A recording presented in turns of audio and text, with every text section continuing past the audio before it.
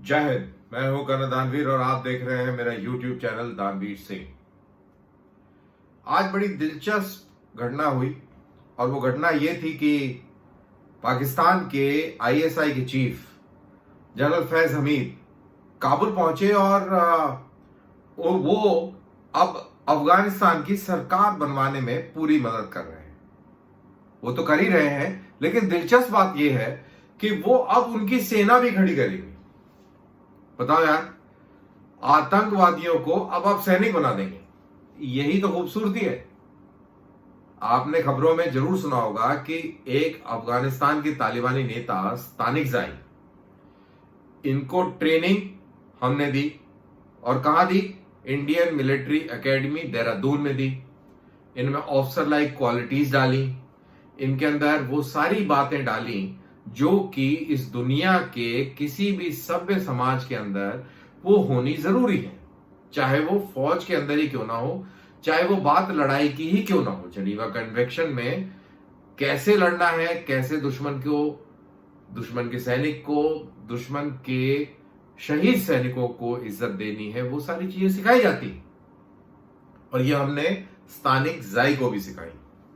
लेकिन पाकिस्तान ने उसको आतंकवादी बना दिया और वो तालिबान का एक आतंकवादी ही है जो अब सरकार में एक मंत्री भी बन सकता है। तो ये है पाकिस्तान की खासियत दोस्तों। और पाकिस्तान की यही खासियत ये लेफ्टिनेंट जनरल फैज हमीद की इस विजिट को बहुत खसूसी बनाता है, बहुत दिलचस्प बनाता है, बहुत खास बनाता है।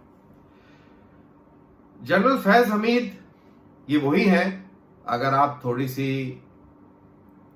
सा इंटरनेट को खंगालें और न्यूज देखें और सर्च करें, फैज हमीद की वाइफ ने इनके ऊपर गोली चला दी थी।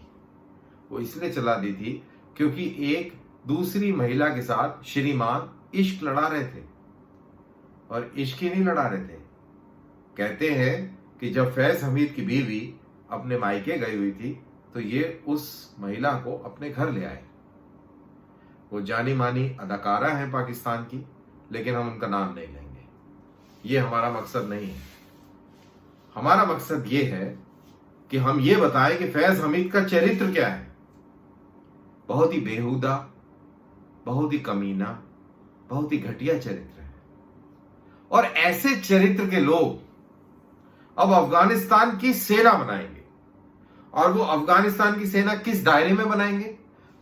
कुरान के दायरे में बनाएंगे, शरिया कानून के लिहाज से बनाएंगे। ऐसे लोग बनाएंगे। लेकिन आश्चर्य की बात जो नहीं है वो ये है कि ऐसे ही लोग ये काम कर सकते हैं क्योंकि पूरी सरकार, पूरा जो तंत्र है वो इन्हीं दहशतगर्दों का है। तो अगर आपने एक बड़ी फेमस मूवी थी जंगल किंग, उसके अंदर जो राजा था वो शेर था, बब्बर शेर था।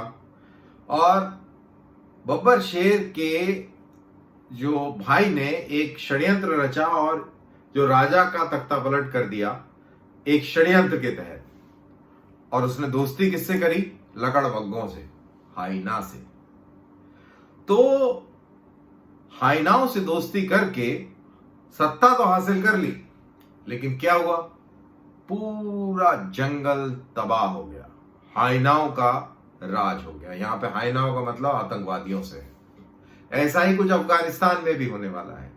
करेक्शन, जंगल किंग नहीं, lion king. My fault, apologies. या तो ऐसा ही वहां पे होने वाला है और होगा, क्योंकि फितरत बदली नहीं होती। आपने जो सीखा है वो वैसा ही आप चाहे कितना भी कोशिश कर लें, आप अपनी चाल और अपना चरित्र दिखा ही देते हैं। असल चेहरा छुपा नहीं सकते आप। तो अब आतंकवादियों की बनेगी सरकार और फैज हमीद बनाएंगे ये सरकार। वो फैज हमीद जो दूसरी महिलाओं के साथ नैन मटक्का करते हैं, कुलछर्रेबाजी करते हैं, हरामखोर हैं, बेईमान है, बदजलन है।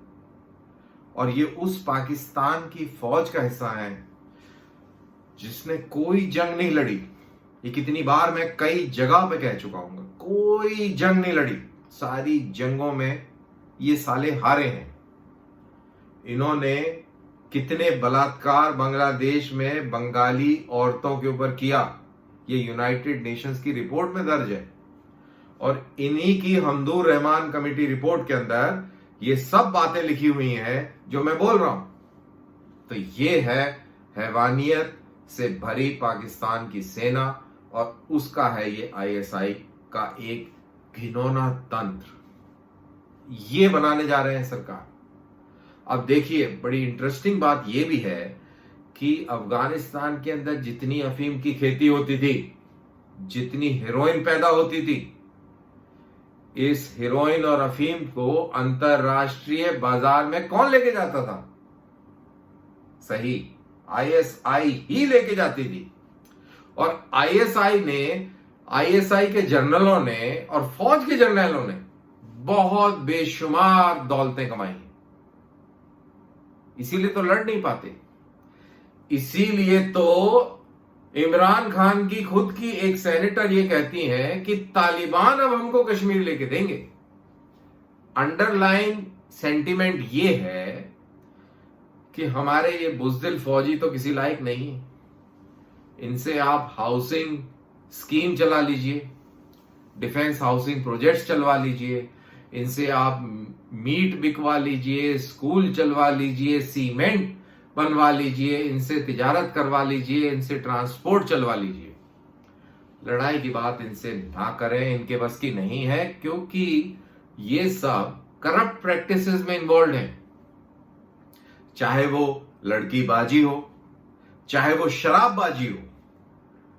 कई सारे व्यूअर्स को ये गलत फहमी होगी कि इस्लामिक रिपब्लिक ऑफ पाकिस्तान तो ये इस्लाम में शराब हराम है तो ये शराब नहीं पीते। भाई साहब, मेरे बहुत सारे दोस्त पाकिस्तान में हैं और मेरी उनसे बहुत बात होती है। वो बताते हैं कि कितने पाकिस्तानी अधिकारी शराब पीते हैं।